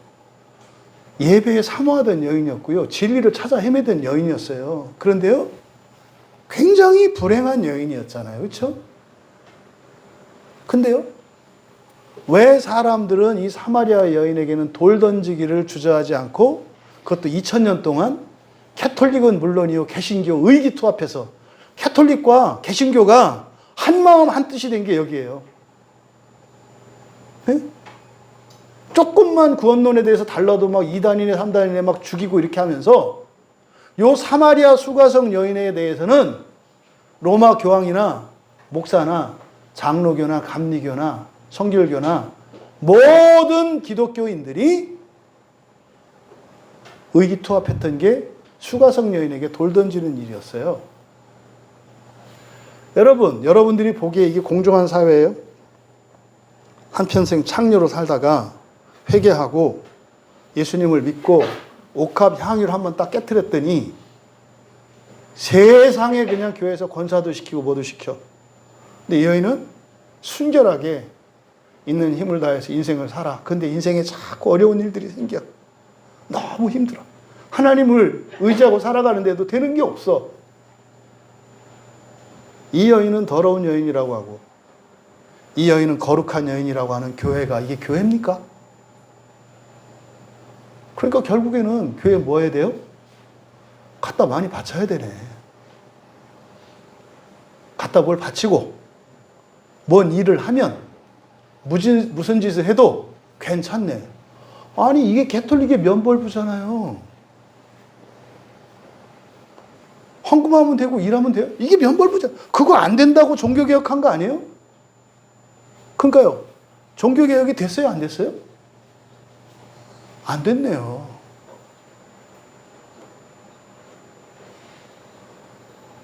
칼빈이나 루터나 쯔빙글리나 이건 아니라고. 어? 루터 같은 경우는 진짜로 목숨 걸고 95개조 반박문을 갖다 붙였잖아요. 그죠? 근데요? 500년 지났는데 아직도 안 됐어요. 아직도.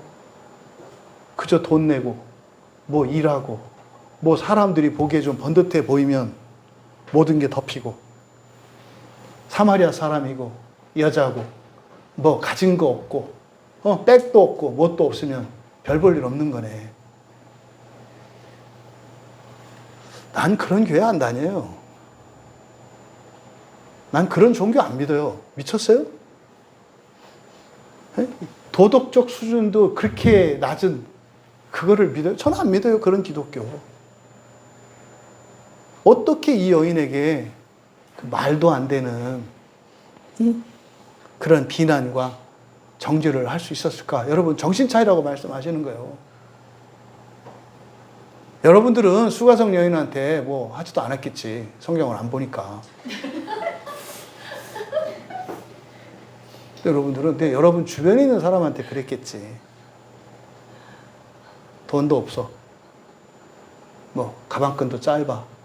집안도 별 볼 일 없어. 집에 보니까 아휴 어떻게 살아도 저렇게 사냐. 만만해 보이시나요? 네? 만만해 보여 그런 사람들이? 그럼 안 되는 것이. 여러분은 그러면 안 되지. 세상은 그래도 여러분은 그러면 안 되지. 어쨌든 이 여인에게는 예수님이 그리스도라고 하는 확신이 있어요. 왜요? 경험이 있거든요. 여러분의 언어가. 그럼 여러분들에게는 예수님이 그리스도라고 하는 증거가 있냐 이 말이에요. 제자들에게는 없어요. 제자들에게는. 봤지. 예수님이 기적 일으키고 하는 거 봤지. 그게 제자들의 인생과 제자들의 마음속으로는 들어오는 건 아니에요. 그냥 위대하신 분이에요. 제자들에게 있어서 그리스도는 그냥 위대한 분이에요. 위대한 분이에요. 저분만 따라가면 되겠다. 저분 줄만 서면 되겠다. 이게 그리스도예요. 제자들에게는. 틀린 건 아니죠. 제자들의 문제는 자신들의 마음속으로 인격적으로 그리스도라고 하는 고백이 없어요. 이 여인은요, 반대죠. 아니, 이 여인의 말과 같이 그리스도가 나의 과거를 다 알고 나를 이해해주는 뭐 그런 게 그리스도 되는 자격입니까? 여인은 근데 마을 사람들한테 그렇게 얘기를 하잖아요. 저분은 틀림없는 그리스도예요. 왜? 달랐거든. 지금까지 어느 누구도 나의 서러움과 외로움과 두려움과 부끄러움을 공감해주는 사람이 아무도 없었거든. 오죽하면 이런 인생을 살 수밖에 없었는지 있는 그대로 이해해주고 그를 공감해주는 그런 사람이 없었거든. 지금까지 누구 앞에서 이렇게 부끄럽지도 않고 자격지심도 안 갖고 열등감도 안 갖고 그리고 버림받을까 봐 외로워하지도 않고 그리고 나를 미워하지도 않는 이런 사람을 만난 적이 없거든. 그러니까 특별한 분으로 이 여인에게는 예수님이 받아들여졌고 그러니까요. 아, 세상 사람들과 다른 분, 그리스도 이렇게 고백을 한 거예요. 물론 이 여인의 고백은 온전하지는 않아요. 그리스도에 대한 성경적인 이해를 갖고 있는 것은 아니에요. 하지만 여기서 초점을 두고 있는 것은 뭐냐? 인격적으로 예수님이 그리스도라는 것을 믿게 되었다는 거예요. 여러분들이 예수님이 그리스도시라는 것을 인격적으로 경험하셔야 돼요. 어떻게 해요? 특별한 분이구나. 그냥 도움이 될 수 있는 이 정도가 아니라 아, 정말 특별한 분이구나. 이런 경험이 다 있으셔야 한다고요. 게다가 그리스도는요, 왕이에요. 왕이 무슨 뜻이에요? 왕. 교회 안에 있는 사람들에게 왕 하면 딱 떠오르는 이미지. 그러면 교회 있는 사람들은 뭐예요? 복종이에요. 예수님이 왕이다 그러면 복종이라는 말이 딱 떠올라요. 여러분, 왕은요, 군림하는 자가 아니라 원래 왕은 뭐 하는 사람이에요? 백성들을 보호해주는 거예요. 다스림 자체가 보호해주는 거예요, 보호. 왕은. 그리스도가 왕이십니다 할 때 그것이 여러분에게는 안정감의 기초가 되는 거예요. 근데 어떤 왕이냐에 따라서 너무 달라지잖아요. 그죠? 그러니까 그리스도가 예수님이 나의 왕이다라고 했을 때 말 들어야 돼. 이게 아니라 이게 지금 심각할 정도예요. 교회 안에. 아니 뭐 할 일이 없어서 예수님이 여러분을 통치해요? 나 같아도 안 하겠구만. 아니 통치할 사람이 없어서 우리를 통치하실까요? 예수님이? 그렇게 말 안 들고 그냥 지 잘났다고 하고 그거 가면 안 된다고 하는데도 꼭 가가지고 죽고 그럼 또 살려내야 되고 또 인공호흡해서 살려내면 또 이번엔 저희 가지 말라 또 빠져가지고 다 끄실려가지고 시커멓고 또 이런 백성을 통치하고 싶겠어요? 아, 뭔 착각이래. 아, 천사들 정도를 통치해야지. 가서 만리장성을 줘라. 그러면 냈어요 하고 쫙 가가지고 쫙 해놓고 쫙 했습니다. 이런 걸 통치해야 재밌지. 만리장성 해라 그랬더니 뭘 해갖고 싫어요. 뭐 꼭 해야 돼요. 이런 걸 그 통치하고 싶겠냐고. 그리스도의 왕 되시면 첫째는 우리에게는 뭘로 와야 돼요? 보호와 안전이에요. 보호와 안전. 그 무엇으로부터 상하지 않고 뺏기지 않고 지켜주시는 안전. 그 안에 통치가 있는 거죠. 그 통치는 사실은요, 우리의 부유함을 위한 거예요.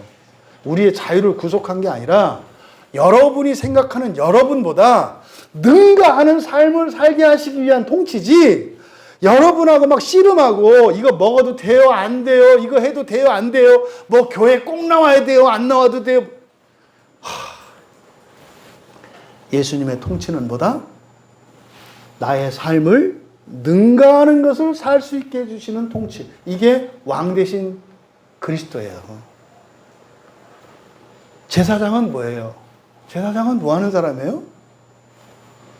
속죄해주는 사람이에요. 속죄. 그리스도가 또한 제사장인 것은 나의 모든 죄를 대속해줘요. 구약의 제사장은 내가 제물을 가져가야 내가 뭔가를 해야 용서를 해주는데, 예수님은 당신이 또한 동시에 제물이 되어주셔서 나의 모든 죄를 속죄해 주셔. 그래서요, 책임지고 받아야 할 벌이 없어요. 그럼 마음 놓고 죄를 져도 된단 말입니까? 뭐 그거 없으면 저 안 질 건가? 그런 생각하는 사람은 이미 죄질 사람이구만. 뭐 마음대로 하는 거지. 벌이 없다는 뜻이에요. 벌이. 그러니까 예수님이 그리스도이십니다 할 때 그리스도 안에 가지고 있는 제사장 되심이라고 하는 것은 우리의 모든 죄의 속죄가 그리스도의 안에서 이루어진다는 뜻이에요. 이건 뭐예요? 맘 놓고 죄질하는 얘기가 아니라 1000번이고 10,000번이고 여러분들이 죄와 싸워서 이길 수 있을 때까지 포기하지 말고 싸우라는 거예요. 결과는 걱정하지 말고. 여러분, 어떤 사람이 사업에서 망하지 않을까요? 절대로 망하지 않을 사람. 절대로 망하지 않을 사람. 돈이 무지 많은 사람이에요. 돈이 무지 많아. 근데 김밥이, 이건 김밥도 아니야, 이거는. 거의 독약에 가까워, 먹으면. 괴로워. 김밥집을 열었어. 그러니까 손님이 와요, 안 와요? 안 오지. 그러니까 맨날 만든 김밥 다 갖다 버려야 돼. 상관없어요, 돈 많으니까. 그래가지고 나중에 어떻게 돼요? 이게 10년이 지났는데도 안 없어져. 20년이 지나도 안 없어져. 100년이 됐는데도 안 없어져. 간판에 붙겠죠? 100년 된 김밥집. 그러면 이제 어떻게 돼요? 김밥은 안 변해. 근데도 사람 거기 왜 와요? 100년 된 김밥집이라서 그걸 먹어요. 그리고 100년 전에는 사람들이 이거 맛있다고 먹었나 봐 하면서 신기하다 이러면서 먹고 그 김밥집이 돼요. 끝까지 하면 되는 거예요. 근데 왜 끝까지 못해요? 돈이 없어서. 연기자? 절대적으로 성공하는 연기자는 누군가요? 빽 있는 연기자예요. 연기도 못해. 대사도 못해. 그래서 대사도 안 줘. 근데요, 계속 나와. 계속 나오면 어떻게 돼요? 친근해져. 친근해지면요, 틀려도 웃겨. 못해도 어색해하는데 좋아. 친근해지면. 우리나라 연기자들 대부분이 빽 있는 사람들이에요. 지금 뜨고 있는 사람들 옛날에 대사 한 줄 못 받았다. 이정재 원래 대사 안 줬어요, 옛날에. 대사를 너무 못해서. 말을 하면 너무 어색해가지고 넌 말하지 마. 그랬어요, 옛날에. 그래서 그냥 있다가요, 무게 잡는 거 이런 거 이렇게 대사를. 그랬던 사람이 지금 세계적인 스타가 되잖아요. 왜? 계속 나오니까. 계속 나오니까 친해져. 그래서 여러분, 설교는요, 계속 들으면 돼요. 계속 들으면 몰라도 나중에는요, 그런가 보다 이렇게 해가지고 그렇게 되는 거예요. 여러분, 여러분들이 이 세상을 살아가실 때 예수님이 그리스도라고 할 때 그리스도가 우리의 속죄를 대신한다고 하는데 우리의 모든 시행착오, 죄, 허물, 실수 이런 모든 것에 대한 보증이 되신다는 거예요. 그래서 여러분들은요, 자유로울 수 있어요. 죄를 두려워하는 자들이 아니라 싫어해야죠. 근데요, 포기하지 말고 어떻게 해야 돼요? 싸워야 돼요. 거룩해지기 위해서 싸워야 돼요. 반드시 이겨요. 왜? 예수가 나의 그리스도시니까. 이게 제사장 되시네요. 또 선지자 되심. 선지자는 뭐예요? 하나님의 말씀을 하는 거라. 정답이잖아요. 정답. 그러니까요, 예수님을 그리스도라고 믿는 사람은 절대적인 안정감과 보호 속에 있어요. 근데요, 거짓 감정이 막 들죠. 그러다가 밤에 이렇게 도둑이 담 넘으면 어떡해. 근데 우리의 왕 되신 예수는 그런 걸 능히 이기고도 남아요. 그런 도둑이 들어오면 있잖아요. 들어와가지고 이 시계를 가져갔어요, 이렇게. 근데 딴 집에서 훔친 다이아몬드 시계를 떨어뜨리고 가요. 글쎄요, 도둑마저도 남아. 그래서 이 시계 없어졌다고 막 속상해. 이거 없어졌는데, 그 별거 아니어서, 그 별거 괜찮긴 한데, 그래도 너무 아깝잖아. 또 도둑 들으면 어떻게 해. 여보, 근데 저 뭐야? 떨어진 거? 맨 다이아몬드에 금에, 야, 이거 몇 억짜리 하는 시계인데? 이게 왕 대신 그리스도 안에 있는 거예요, 이렇게. 절대적인 안전과 보호 속에서. 그리고 여러분의 실수와 죄로 인한 이런 시행착오 염려 안 하셔도 된다고. 그리고 선지자 되심은 하나님의 말씀. 그래서 예수님의 모든 말씀, 성경 말씀은요, 여러분이 누릴 수 있는 최고의 복이에요. 이게. 그거를 여러분이 이해할 수 없다고 이해할 수 없다고 생각하는 게 얼마나 웃겨. 여러분들이 부자 된 사람하고 부자 되지 않은 사람들 세상에서 부자 된 사람들은 되게 때를 단 사람들이거든요. 그렇잖아요? 아파트 값이 막 올라갈 때 사서 돈 버는 사람이 있고요. 다 올라갔다 내려갈 때 사가지고 망하는 사람이 있어요. 왜요? 누구 말을 듣냐에 따라 다르죠. 주식도 막 올라갈 때 사가지고 이렇게 돈 버는 사람이 있는가 하면은 막판에 막 떨어지는데 또 듣고 사는 사람이 있다고. 선지자라는 건 뭐예요? 그냥 여러분 이해하기 쉽게 얘기를 하는 거예요. 주식이 20배, 30배 벌 수 있는 주식을 골라주는 분. 네? 아파트가 4배, 5배 올라갈 때 여러분이 대출을 막 받아서 빚을 내서 사도 될 때를 가르쳐 주는 분. 그리고요, 지금 빨리 팔면 팔아가지고 조금 있다가 또 집을 세 채 살 수 있어. 떨어지니까. 그걸 알려주는 분. 이런 게 선지자라는 의미예요. 일례로. 네? 잘못 적용하지 마시고 주여 저에게도 알려주시옵소서 뭐 이렇게 하지 말고 그거는 버리고 온 양동이 그거는. 그러니까 왕 되심, 선지자 되심, 바로 제사장 되심의 의미를 이 여인은 알게 된 거예요. 그럼 뭐예요? 내 인생을 맡겨도 되겠네. 내 인생을 맡겨도 되겠네. 미래에 대한 안전, 에? 내 인생의 행복, 또 나의 죄의 문제, 결핍의 문제, 심지어는 후회되고 그리고 여전히 마음이 아픈 과거, 모든 것을 맡겨도 되겠네. 이게 예수님을 그리스도로 받아들이는 거예요. 그랬더니 이 여인이 이렇게 된 거예요. 그래서 나가서 어쨌든 불완전 하나만 예수님이 그리스도이십니다. 누구에게? 나에게. 했어요. 온전하지 않잖아요. 그런데요, 사람들 눈에는 보여요. 이 사람이 예수님을 진짜로 그리스도로 믿는구나. 그 보여요. 그랬더니 이 여인이 온전히 복음의 진술을 정확하게 뭐 신학적으로 맞고 교리적으로 이렇게 설명 안 했잖아요. 그가 내가 행한 모든 일들을 나에게 말을 하더라. 근데 이 말이 중요한 게 아니라 바로 그리스도 되심이에요. 그리스도 되심. 내 모든 것을 믿고 맡길 만한 분. 이거죠. 그랬더니 그들이 동네에서 나와 예수께로 오더라. 예수님이 가라, 불러라, 이리 오라. 말씀대로 됐네요. 처음에는 명령에 따라서 순종하라 그랬잖아요. 근데요, 자발적으로 갔잖아요. 그리고 어쨌든 자신이 깨달은 것을 전했잖아요. 그리스도라는 것을. 그랬더니 사람들이 예수께로 오네요. 여기서 예수께로 할 때 프로스가 쓰였겠죠. 예수께로 오더라. 여기 뭐야? 예배자가 되는 거죠. 예배자가 되는 거예요. 예배자가. 왜? 예수님이 성자 하나님이시니까. 여러분, 지금 이 사도 요한은 요 기사를 통해서 사실은 이 복음서의 주인공은 예수님의 제자들이에요. 마태복음에서부터 제자들을 마가복음으로, 누가복음으로, 요한복음으로 해서 쭉 가르치시는 거예요. 어디로 데려가려고? 하나님의 나라로. 그러면서 그 중간에 일어났던 일을 얘기하는 거예요.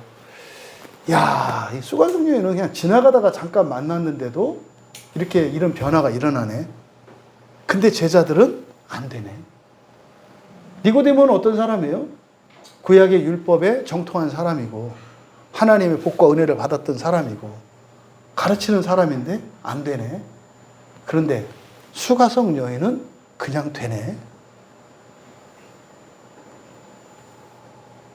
하나님의 능력이 없어서가 아니죠. 사도 요한은 여기서 그 얘기를 하는 거예요. 예수님이 그리스도이신 것을 믿을 때, 불완전한 사람이고 신학적으로나 경건으로나 여러 가지 또 인생이 뭐 그렇게 다른 사람들보다 더 나을 것 없는 사람인데 그 여인의 인생이 바뀌었다는 거예요. 그런데요, 그 여인에게 일어난 이런 신앙의 변화가 어떻게 해요? 사람들에게 영향력으로 나가더라는 거예요. 뭐요? 차고 넘치는 은혜. 여러분은요, 반드시 그냥 여러분이 은혜 받고 사시잖아요? 그러면 여러분 주변에 있는 분들이 변해요. 여러분 주변에, 여러분들이 살아가는 방식이 옛날에는 어떤 문제가 있으면 여러분들이 해결하고 도와줄 거 도와주고 뭐 이렇게 살아왔잖아요. 지금 이 사마리아 여인에게 일어난 변화는 그게 아니라 뭐요? 은혜를 받는 거예요. 은혜를 받으면 하게 되고, 그리고 자기의 무엇, 이 섬김이 아니라 그 은혜가 사람들을 변화시킨다는 거예요. 동네 사람들이 예수께로, 예수를 향하여 나아오더라. 바로 밑에 31절 한번 봐보세요. 제자들이 뭐라 그래요? 확 깨잖아요. 확 깨잖아요. 그 사이에 제자들이 청하여 이르되 랍비여 잡소. 선생님 이거나 드세요. 지금 막 구원이 일어나고 막 뒤집어지는데, 알았어요, 진짜. 왜요? 이게 추가하고 준비해 온 거거든. 딴소리 하지 말고 이거나 드세요.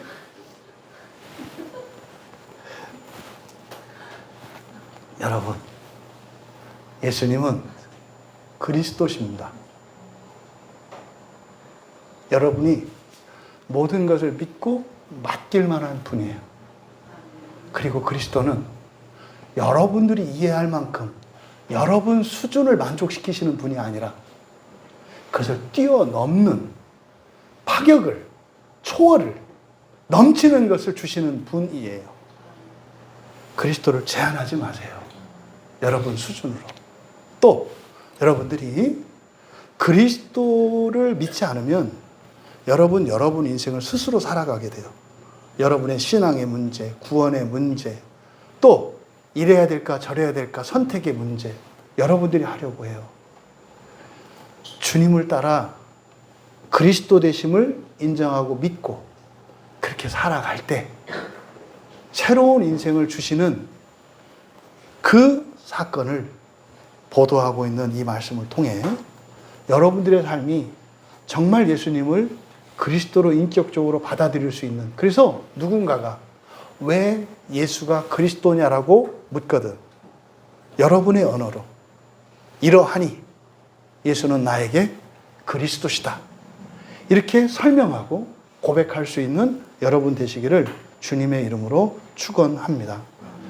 유대인 제자들 니고데모, 이 두 부류 같습니다. 지금 수가성 여인과 차이가 뭐예요?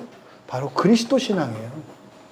예수님의 그리스도 되심이 인격적으로 자신의 신앙이 되었는가, 그 차이입니다. 그래서 여기서 그리스도이심을 믿게 된 사마리아 여인을 통해서 우리들이 교훈을 얻자면, 사마리아 여인은요 이제 그리스도께서 오신 것을 믿게 된 거죠. 그랬더니 다른 인생을 살게 된 거예요. 그래서 지금 이 문맥에서 사도 요한은 우리들의 신앙의 사실은 핵심이 뭐라는 거예요? 예수님이 그리스도이신 것을 믿는 것. 이것을 여러분들이 경험하는 거라고 말씀하는 거예요. 그러면 이 여인이 처음부터 예수님을 그리스도라고 받아들이셨나요? 아니잖아요. 오히려 예수님은 여인을 성가시게 하는 사람이었잖아요. 물 길어달라 그러니까. 그러니까요, 여러분들이 나와서 예배 드려줘야 되고, 여러분들이 헌금해야 되고, 여러분들이 뭐 일을 해야 되는, 물 달라고 하는, 여러분들이 뭐 좀 쓸모가 있는, 여러분이 뭘 기여하는 것 같은 그런 주님이었잖아요. 그게 맨 처음 만남이었어요. 근데요, 예수님하고 대화를 계속했죠. 떠나간 게 아니라 예수님하고 계속 대화를 했는데 묻고 답하고를 계속했죠. 동의한 건 아니에요. 계속 묻고 답하고를 했죠. 왜 그러세요? 어찌해서 이러세요? 이렇게 묻고 답하고 했잖아요. 물 목말라가지고 바가지 없어서 물도 못 먹는 사람이 뭘 준다 그래요? 계속 대화를 했잖아요. 그러니까 예수님과의 대화 속에서 점점 믿게 되었고 진리를 깨닫게 되었잖아요. 그러니까 신앙은요, 직분이나 기간이나 이게 아니에요. 인격적인 교제가 중요해요. 인격적인 교제가. 묻고 답하는. 입 다물고 마치 뭐라도 하는 것처럼. 대부분 사람들이 신앙생활에서 걸림돌 되는 게 인간적으로 훌륭한 사람들은 그 사람의 인간적인 장점이 신앙의 걸림돌이 돼요. 그 성실함과 책임감과 그 인격적인 이게 신앙생활의 걸림돌이 돼요. 원래 그게 이렇게 또 시너지를 일으켜야 되는데 오히려 그 방해받는 경우들이 있다 이 말이에요. 왜요? 점잖하려고 그래. 그리고 씩씩하려고 그래, 주님 앞에. 여러분, 도움이 필요하지 않은 사람 없어요. 궁금하지 않은 거 없어요. 계속 묻고 답하시면서 여러분들의 신앙이 자라고 진리를 깨달아진다는 사실, 그래서 그리스도의 믿음에 그리스도 신앙에 이르게 된다는 사실을 기억하시기 바랍니다. 그렇지 않으면요, 제자들과 같이 놀라는 단계에서 벗어나지 않아요. 감정적으로, 지성적으로 와. 여러분 인생, 바뀐 인생은 안 와요. 전인격적으로 주님을 그리스도로 영접하시고, 그래서 새로운 인생이 여러분에게 오는, 날마다 새로운 인생이 여러분에게 오는, 그래서 여러분을 통해서 많은 이들이 구원에 이를 수 있기를 주님의 이름으로 축원합니다. 찬양 준비해 주시고요. 우리가 너무나 많이 듣는 말이에요. 그리스도. 근데 오늘 말씀을 통해서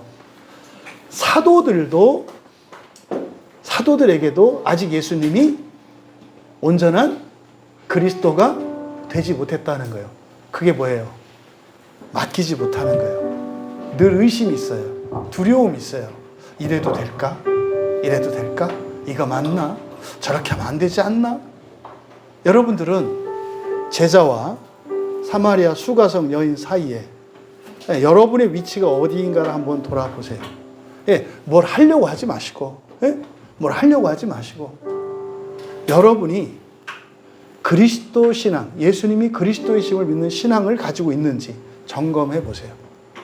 여러분들이 풀어서 해결하려고 하지 말고 예수님이 그리스도의 심을 여러분들이 믿고 그것이 진리로 깨달아질 때 삶 속에서 경험되어집니다. 예수 믿는 거 쉬운 걸로 치면 가장 쉬워요.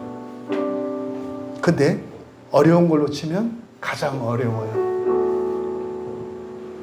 가장 쉽고도 가장 어려운 게 예수님을 믿고 살아가는 거예요. 정말로 우리들의 모든 것을 주님께 의탁하며 그 복을 누리며 살아갈 수 있는 우리 모두 되시기를 바랍니다. 함께 부를 찬양이 아버지 내 삶의 모든 것, 이게 그리스도 신앙이에요. 이게 그리스도 신앙이에요.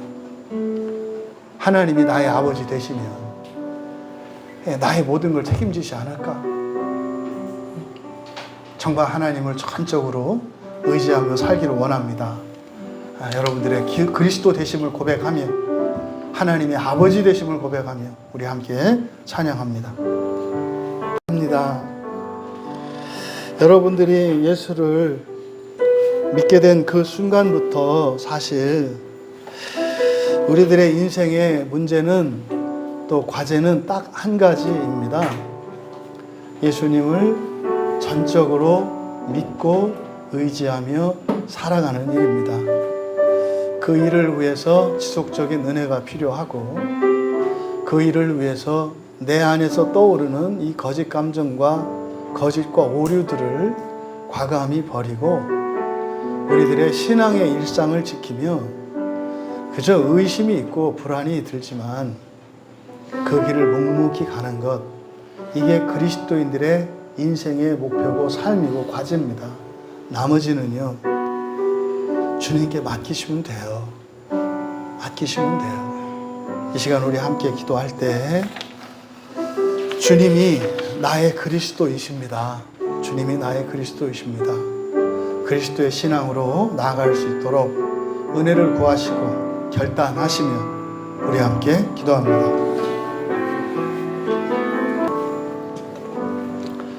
살아계신 하나님, 사랑하시는 주의 자녀들의 삶과 저희들의 마음을 통찰하시는 주님, 저희들의 신앙이 그리스도의 신앙 되게 하여 주시고, 그래서 저희들을 통해서 저희 주변에 있는 모든 이들에게까지 하나님의 은혜와 사랑이 또 복이 흘러갈 수 있도록 은혜를 내려 주시옵소서. 사랑하는 우리 지체들, 이 그리스도의 신앙의 길을 따라 걷는 것이 때로는 외면당하고 때로는 고난과 환난이 닥칠지라도 우리의 신앙이 불굴의 신앙 되게 하여 주셔서 능히 이기게 하시고 이김으로 모든 유익은 사랑하는 모든 이들과 함께 누리며 살아갈 수 있도록 도와주시옵소서. 감사하며 예수님의 이름으로 기도하옵나이다.